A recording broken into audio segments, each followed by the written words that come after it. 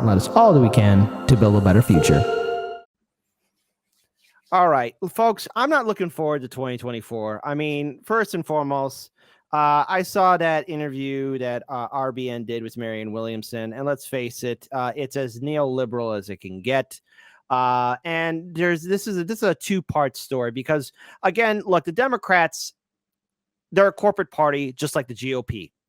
I don't believe these Democratic lawmakers when they say they're for certain issues or they're going to fight for us. Whether you're part of the LGBTQI community, you're a woman, you're a minority, you're a migrant, they don't care. They don't care about working class citizens. Why? Because the people running the Democratic Party are exactly the click, copy, paste version of the people running the GOP. And you have politicians that have been in there for decades upon decades, coming from dynastic families. Now, I don't know what Bernie Sanders is thinking about doing a revolution within the Democratic Party, but good luck. Good luck in that. But maybe, I don't know, there could be some hope down the future. But I'm saying this quite lightly. Maybe there's some hope.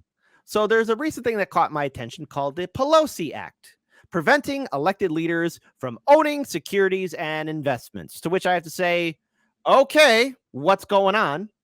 And this is a clip from Fox News, of all places. So, again, everyone, hold on. This is Fox News we're talking about, and Tulsi Gabbard is addressing this. And I think it's only fair that we at least hear this, and maybe something could happen. Do I think there will be any follow-through by Republican lawmakers? I will be surprised if they even get this thing through, because let's face it, they're all doing insider trading. They're all doing the big bucks. And so if you think you're going to have some sort of orb revolution or political revolution or raising the ruckus, good luck. It's one big game show to these politicians, and none of you are the winners. Tulsi Gabbard's a former congresswoman and a Fox News contributor. Wow. So they did pretty well with Google, didn't they, Tulsi? Yes, they did extremely well. This is not the only time they've done extremely well. As you pointed out, there are so many different examples of this utter arrogance combined with corruption. The sad part is they're not alone. From 2019 to 2021, for example, there were over 3,700 examples of trades, stock trades from members of Congress from both political parties that posed a potential conflict of interest for their own personal profits and the work that they're supposed to be doing on behalf of the American people. It's why in 2020, I introduced legislation called the Integrity for Public Officials Act that would ban stock trades for members of Congress, their spouses, as well as senior staffers in Congress, as well as in the executive branch. The American people deserve better than this. They deserve better than to have this blatant corruption being thrown in their face with literally zero accountability. And the fact that these people think that they are special, that they are superior, and that they deserve special treatment that no one else gets. And the sad part, Jesse, is they actually do get this special treatment. Of course they do. They actually do get away with this. They would never get away with this in the private sector. In the private sector, if you see some big lawsuit. Hold on. Fox, you were almost on point until the guy from Fox News had to weigh in. Now, Tulsi, what she's saying, it's true.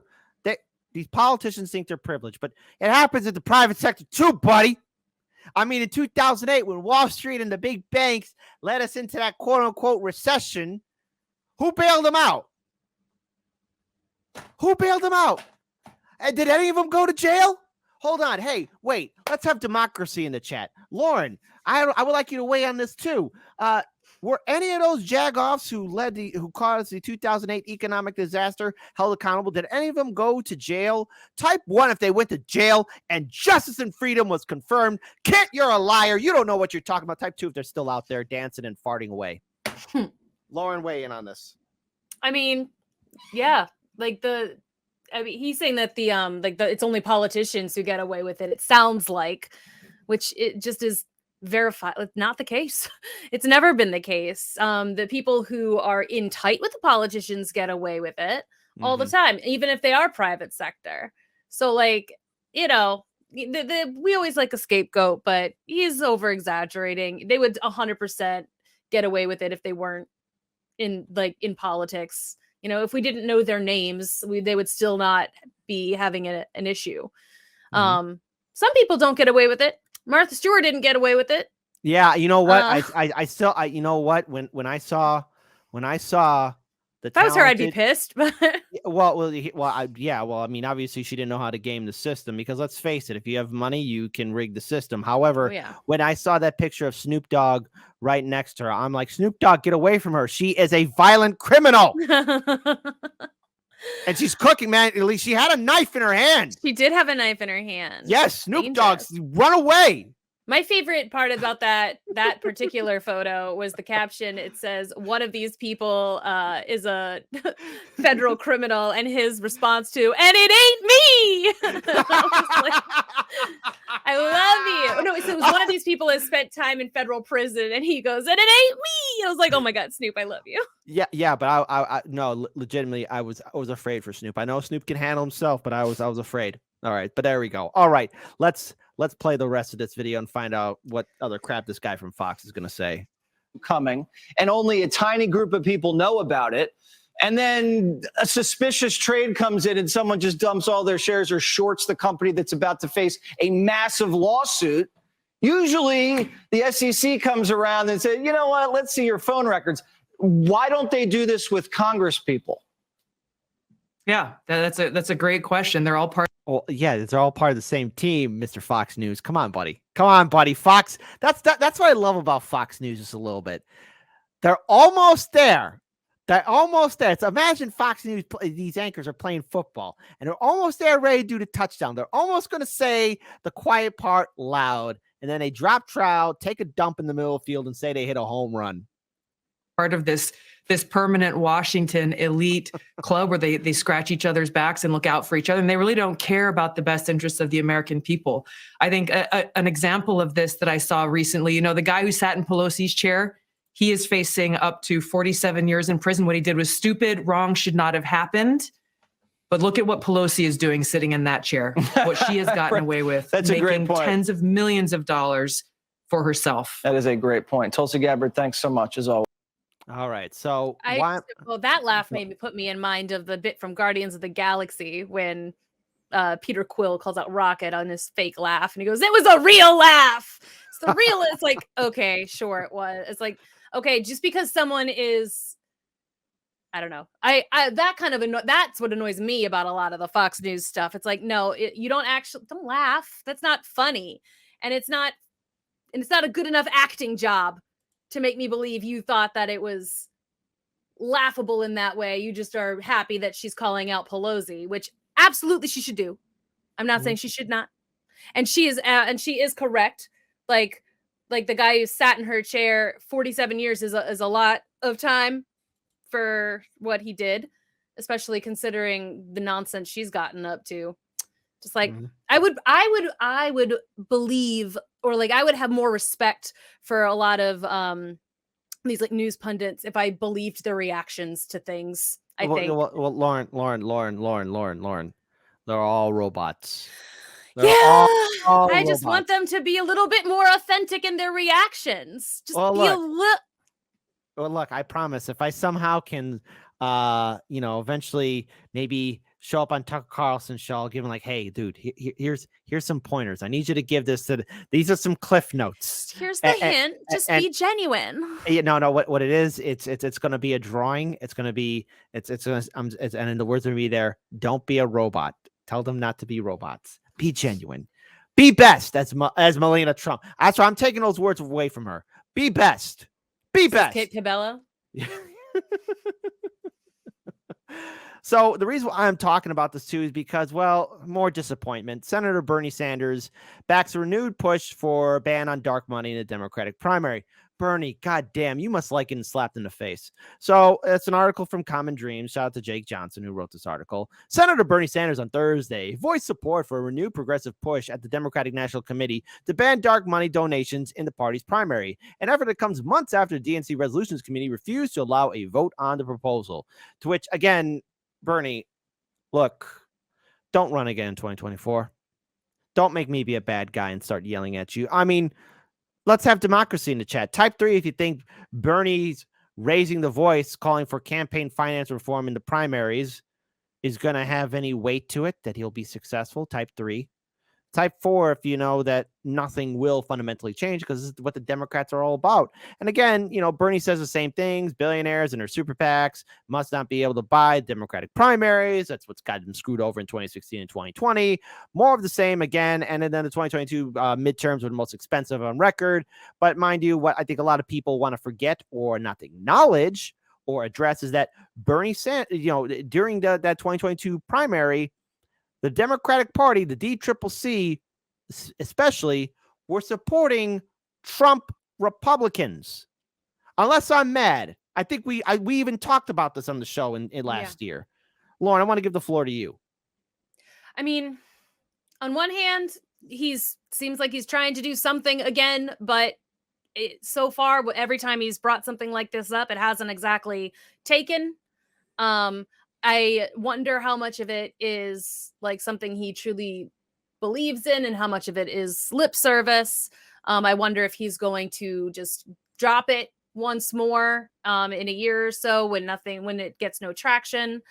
I was such a Sanders fan. Like, I was 100% on board with him. And I am just like, he stumbles at the finish line. And, sometimes it seems like he's doing the thing in like cartoons where the person who's like out in the lead stops to, help their little sister or something win. But it's just like, sometimes you just need to take the win and like do the thing. And it's not noble to stop and just to help because you're not helping everybody. You're maybe helping one person, but that one person isn't helping you. They're not reaching back and helping you out too. You're not crossing the finish line, hands held, tie, you're just giving up on everything. And I see he's trying again. I'm like, but I don't have faith that it will work until I see an actual result. Exactly. And what I have a problem with is, when you have people calling out the fact that the Democratic leadership, especially Pelosi and her husband, gaining so much financial boon from doing insider trading, which is what all these politicians are doing. I have to look at somebody like Bernie Sanders and say, well, then what's your purpose? And are you going to do the same song and dance in 2024? Because already, you see people like Marianne Williamson saying the same thing. Nothing. Everybody running the Democratic Party. Everyone's going to be screaming about Trump. And yes, folks, check in on your liberal friends. Trump's back on Facebook and Instagram. He's also back on Twitter. Remind them about that too. Be sure to check on them. They're probably curled up in a fetal position somewhere. But it's disappointing. And I'm going to call you out on this one in the live stream chat, Miguel H. But 2024 will not be 2020 2.0. It'll be 2016 3.0. That's what we're going to see again. And I thought at this point we would be better, or people would wake up to the fact that this is a rigged system that is systematically designed. It's been a rigged system for much longer than 2016. If people haven't woken up to it by now, they're not going to. I have to. Here's the thing: we all knew it was corrupt, but I think for me, like, the awakening was after my true awakening was after covering the Democratic primary at the Wells Fargo Center in 2016, after I saw what happened to Bernie Sanders supporters and delegates by the Clinton people, by the Democratic establishment. I just knew right then and there, wow, I knew it was bad. I didn't think it would be this bad. And that was my awakening. And we all know the system is corrupt. What it will take to wake people up to be better, I don't know. Any other thoughts you would like to add to this story, Lauren? I mean, I get we're creatures of habit. We fall into complacency very, very easily as humans. That is just a fact. So until someone actually shakes things up for real, Bernie Sanders is a pebble thrown into a lake. It causes ripples, but nothing fundamentally changes. So what we need is someone to we need an actual beaver in the, someone who will actually change the course of the river, who will do something. And I don't know who that person is, but so far, all I've seen in the Progressive Party is people throwing rocks into the river in the hopes that this time it'll do something. And it just won't. We haven't had any bridge builders at all. And so, that's what we need. And we haven't seen it. And we are just complacent in the people that we keep electing because we see them throwing rocks and think that it's doing something. Agreed. Agreed. So here's wondering if the Pelosi Act will actually follow through. If it does, I find it funny because it's actually named after her. And let's face it, Nancy Pelosi, and we'll be talking about her later on the show, especially with her fantastic husband. We'll be talking about exactly what the hell is going on. So good luck, Bernie. Shout out to Tulsi for at least acknowledging that there's a lot of things wrong with the Democratic Party and Congress. But the only way there's going to be any real change is if we abolish all political parties and start registering as independents. I don't owe the Democratic Party or Republican Party my vote or their support. Break away from the two-party system because we have to fight for a better future.